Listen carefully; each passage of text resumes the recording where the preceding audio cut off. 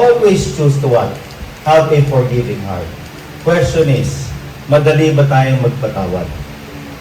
Alam niyo, sa totoo lang po, hindi madaling magpatawad.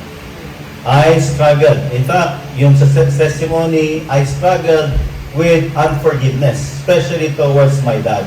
I nurtured that hatred, and that's why I ended up living a life na talagang very evil, very wicked. But I praise God because God has blessed me with a very loving, very beautiful, godly, and forgiving wife.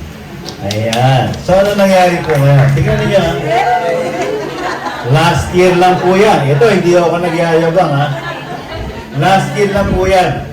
Biglang meron si Jairus, kinuhanan pala kami. Tapos sinend sa akin, sabi niya, Pastor Dan, how sweet.